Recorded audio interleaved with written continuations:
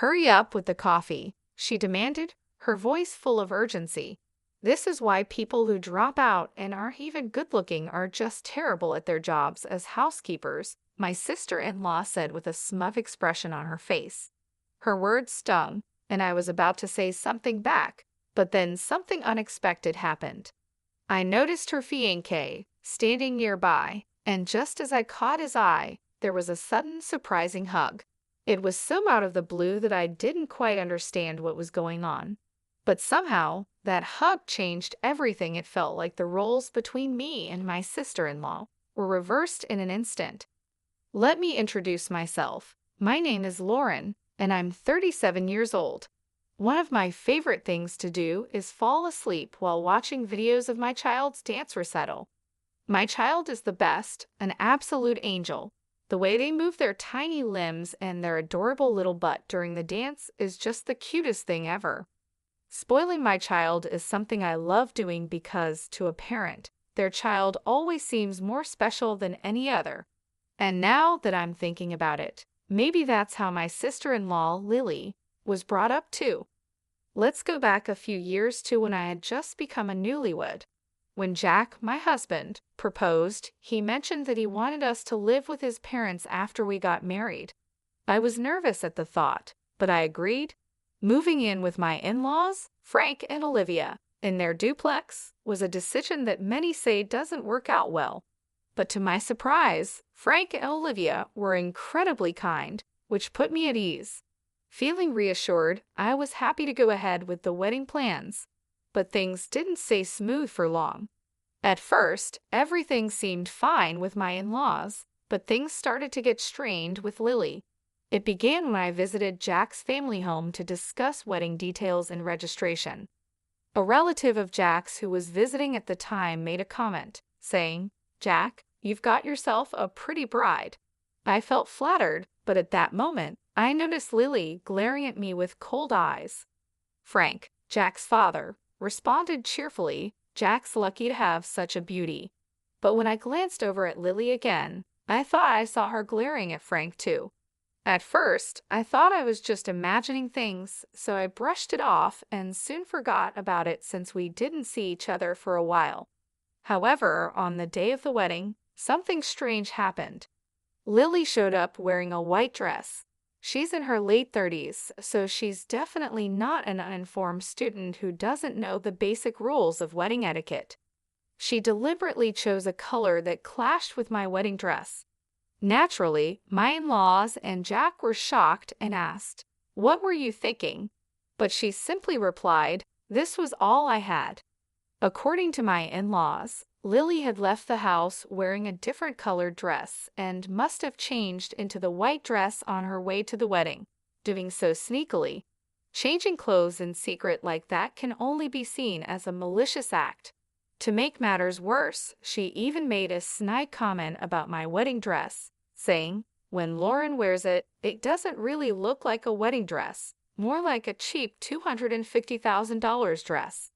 I guess it depends on who's wearing the fancy clothes." Then she just walked away. I couldn't understand why she would do something so hurtful. The next day, after the wedding ceremony, Lily's attitude changed dramatically. While I was doing my chores, she suddenly interrupted me, saying, "Hey, don't wash my laundry with yours." I had taken over the housework for Olivia, my mother-in-law, and was just trying to help out. But Lily didn't like that I had washed her laundry together with mine. She said, "Washing my clothes with a plain Jane's clothes might make me plain too. Disgusting. Wash them again." And then she threw her laundry at me before leaving the room. You might think I should have said something back, but I was so shocked that I couldn't find the words. Adults don't talk like that, right? Separating laundry because plainness might spread. It's the kind of thing you'd expect from a teenage girl who's just learning to be independent, not from a grown woman. To avoid any further hassle, I pretended to rewash the clothes, but just put them back in her closet. Olivia even said it was fine and apologized for Lily's behavior. But from that day on, Lily was relentless. It's true that I dropped out of school when I was younger to chase a dream, so my highest level of education is incomplete. But it's never been an issue for me, and I'm not ashamed of it. Being belittled for my education felt trivial to me. Lily, on the other hand, graduated from a national college near her home. It's not a prestigious university, but she acts like she's more elite than me because of it. She even started saying, "I'm an elite, unlike you." But Lily wasn't always like this. I couldn't figure out what had made her so upset, but a few months after the wedding, we had a gathering with relatives. Although everyone had already met at the wedding, this get-together was more relaxed, giving them a chance to chat with me and Jack. The atmosphere was lively, and soon enough, the conversation turned to our wedding. Jennifer's wedding dress was so cute, one of the relatives exclaimed. "Absolutely, Jack is lucky to have such a beautiful woman. I can't wait to see what their kids will look like," another added, clearly excited about our future together. I don't mean to brag, but I've always felt confident in my looks. Jack might not fit the traditional mold of handsome, but he has a well-balanced face and a charming aura that makes him popular with people. As the relatives chatted, lost in their own conversations and compliments, I noticed Lily bristling with displeasure. She suddenly blurted out, "You all might not know, but I was really popular in my school days." That was when it clicked for me. I understood the root of Lily's anger. Despite the stunned expressions of everyone around, Lily started bragging about how she was constantly admired in school, how men would swarm around her whenever she walked down the street. Honestly, it sounded far-fetched, especially when looking at Lily. To be frank, Lily isn't what you'd call traditionally beautiful. She has small eyes and a large, round nose, making it hard to believe the stories she was telling. Everyone listened with skeptical looks on their faces and soon lost interest, quickly changing the subject. I continued to listen out of pity, but it was hard to stay engaged when you could tell it was all made up. Later, when I went to the kitchen to get some drinks, Lily followed me and suddenly yanked my hair from behind. "What? You think you're better than me?" she hissed. I was taken aback and confused. "What are you talking about?" I asked. "I know you were just humoring me when I said I was popular." "I can tell," she snapped. I was momentarily at a loss for words. I mean, she had started claiming to have had 7 boyfriends at one point. It was obviously a lie. I had tried to listen earnestly, but it's hard to stay interested when you know it's all made up. "You think you're so great just because you're called pretty, right? That's just because our country relatives aren't used to seeing women," she sneered, her grip tightening on my hair. "Lily, I'm not feeling great about this," I said, trying to keep calm. But she wasn't done. "Shut up," she shouted, yanking my hair even harder. "In this house, no. In this neighborhood, I'm the cutest. I've been told I'm cute since I was a child. Don't get cocky just because you wear makeup." Lily, who couldn't become prettier even with makeup, continued to accuse me. Okay, you're the cutest, Lily," I said, trying to pacify her. "See, you're just saying that," she snapped back. "Dropouts like you with your fake concern are so obvious." She pushed me, releasing my hair, and I fell hard to the floor. Satisfied, she spat in my face and said, "Don't get carried away just because you're called cute." "I'm the cutest," Lily declared as she walked away. This incident, of course, had to be reported to Jack and my in-laws. When I shared the story, everyone had a "not again" expression on their faces. I learned that Lily is a narcissist with an inflated sense of self-esteem, just like she acted at the family gathering. It turns out the root of this behavior was her late grandfather, who doted on her as his only granddaughter. He always told her she was cuter than celebrities on TV, which apparently skewed her perception of beauty. Because of this, she seems to believe she's the epitome of cuteness. This caused her trouble with classmates when she was younger, leading to conflicts. Everyone apologized to me for the inconvenience, but said there was nothing they could do. It seems Lily won't listen to anyone, according to Jack and the in-laws. I understood, but it was frustrating to hear that nothing could be done, especially when Lily's behavior wasn't just verbally abusive but also physically harmful. I thought to myself, they should do something about it. I even started considering divorce so soon after getting married. But then, within just 2 weeks, Lily brought home a man, introducing him as her fiancé. We were all surprised, as none of us had even heard that she was dating anyone. Her fiancé, Eric, was a serious-looking man with glasses, who seemed timid and kept his head down. Lily, on the other hand, was acting tough and domineering. There was no sign of affection or intimacy between them, making me wonder if he was really okay with marrying Lily. While I was preparing coffee in the kitchen, lost in thought about the situation, Lily started berating me again. "Hey, housekeeper, hurry up with the coffee. This is what happens when dropouts who are unattractive try to do a simple task. Don't keep my fiancé waiting. If this engagement gets called off, it's your fault," she snapped. Jack and the in-laws tried to calm her down, telling her that enough was enough, but she wouldn't listen. Just as I was about to respond, Eric looked up at me. His gaze was so intense that it caught me off guard. I was speechless and asked, "What? Why are you looking at me like that?" Then suddenly he exclaimed, "Sandra," and hugged me tightly. Lily, taken aback, let out a confused "huh." Everyone in the room was shocked. Eric continued, "You've been doing well. I was worried about you after you retired. There's no information about you online." I was flustered and mumbled, sorry." Eric quickly let go, realizing my discomfort. Lily, still confused, asked, "What's going on? Are you a fan for my marriage?" Eric, now more confident, proudly responded, "Yes, I'm a fan of Sandra." He seemed so different from the timid person we had seen earlier. Olivia, puzzled, asked, "Sandra, who's that?"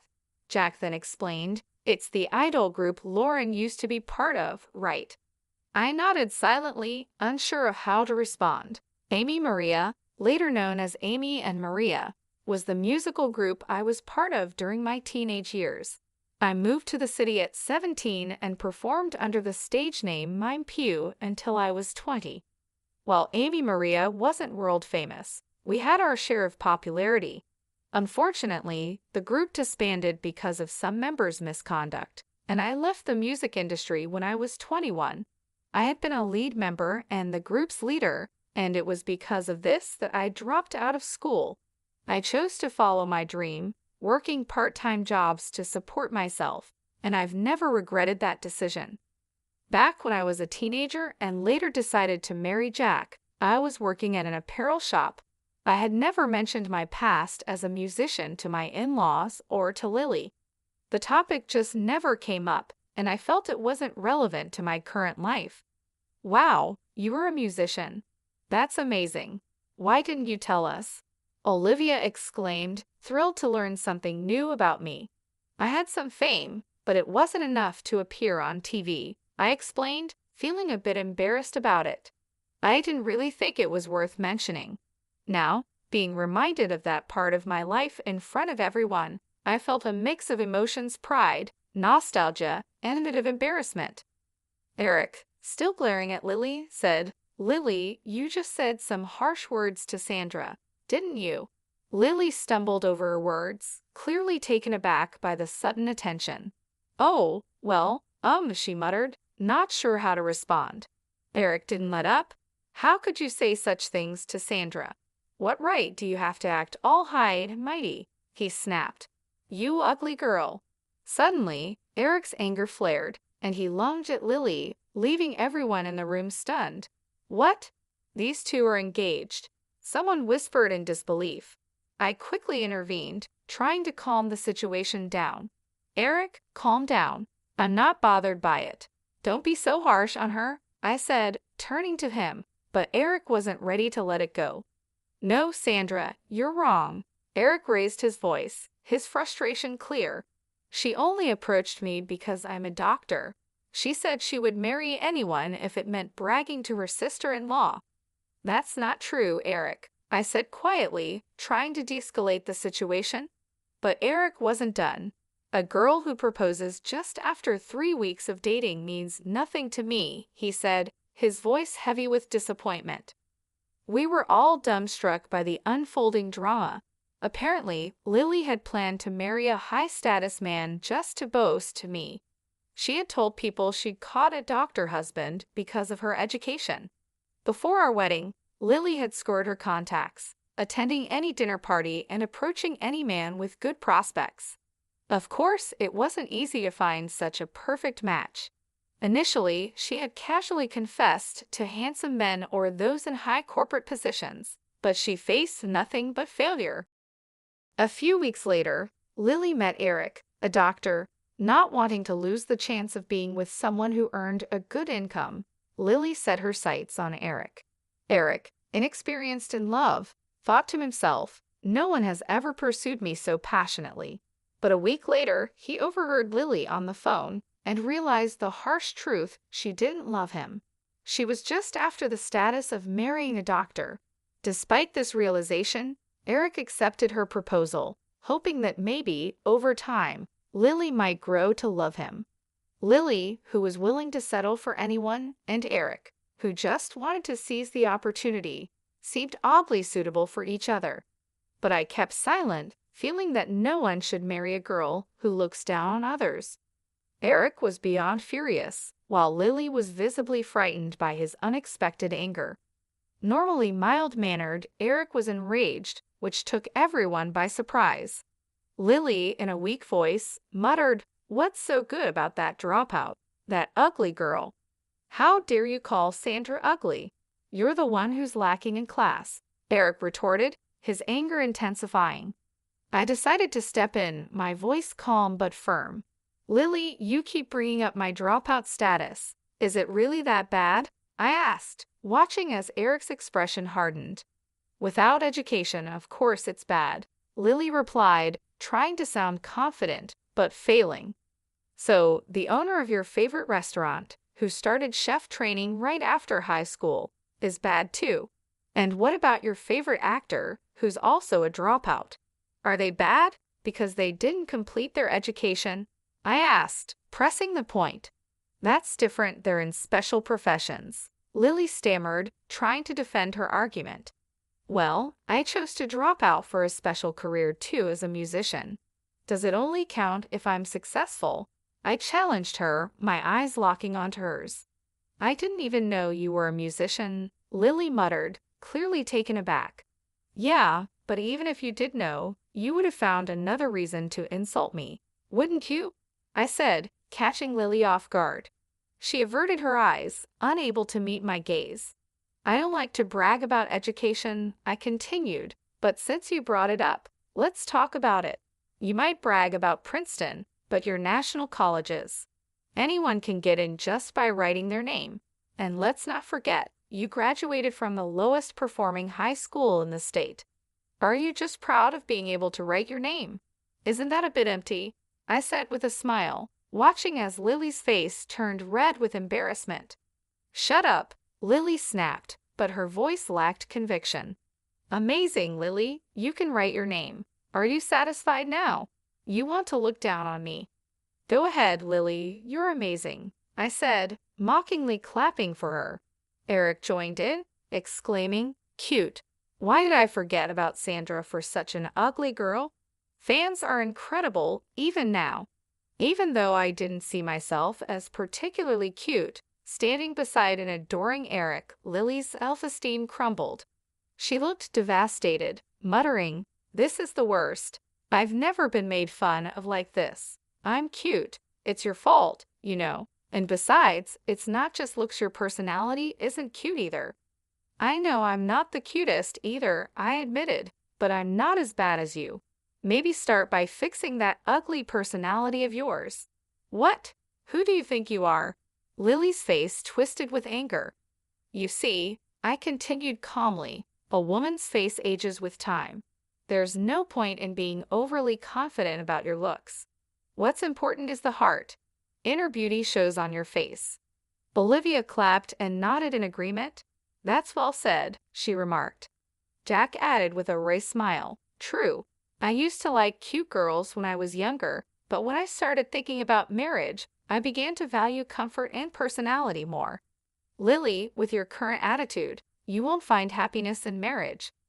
Frank, my father-in-law, sharply commented, you were always called cute, but that was as a grandchild, not in the eyes of the world. With a bad personality, you'll end up being ugly both inside and out. Lily sighed deeply, feeling the weight of everyone's words. This is just the worst, she muttered, and then she started crying. Eric, showing no mercy, said, even though my fiancé is crying, I can't help but think that a girl with a bad personality has an ugly crying face. Let's call off this marriage. I'm confident I will fall for someone like this. Sorry for being distracted by her, Sandra. And just like that, Lily's engagement ended incredibly quickly. She was kicked out of the house, with everyone telling her she needed to learn about life and work on herself. Initially, Lily was defiant. I have friends, she said.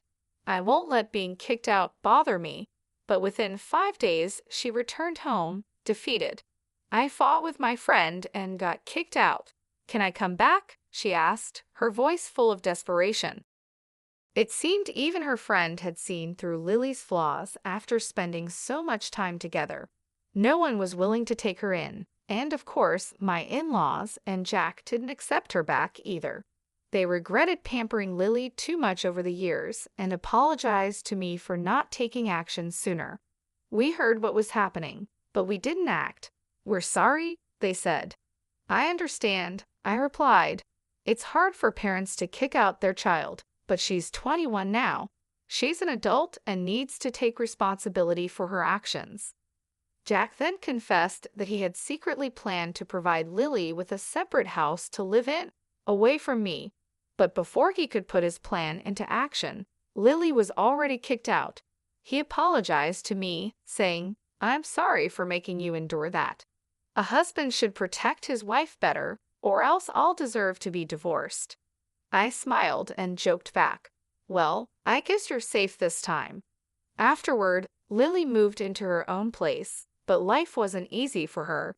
She was robbed, asked for money by men she met on a dating app, sprained her ankle falling off her bike, and even found all her oranges rotten in her fridge. It seemed like her past misdeeds were catching up with her. Well, good luck to her, not that I'm really thinking about it much. I'm busy these days raising our little girl. She's growing up so fast it feels like just yesterday she was crawling, and now she's started walking around on her own. Recently, she even told me with a big smile on her face, Mommy, I have a boyfriend. It's a boy from her kindergarten class. They started dating after playing house together and even made a little promise to get married one day. It's so cute and innocent.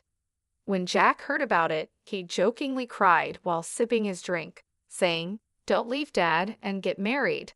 Of course, we both know that their relationship is just like playing house, a part of childhood fun. But it's also a reminder of how quickly kids grow up. Someday, our little girl will find someone she truly wants to marry, and when that time comes, we'll be ready to support her. Until then, Jack and I are focused on raising her to be the best person she can be. She's our pride and joy, and we want to help her become an even more wonderful young lady as she grows. But right now, the road to becoming a lady is still long, filled with learning moments and playful adventures. Speaking of which, she just made a big mess in the living room, so it's time for a little lecture and a cleanup. Every day brings new challenges and joys, and I'm excited to see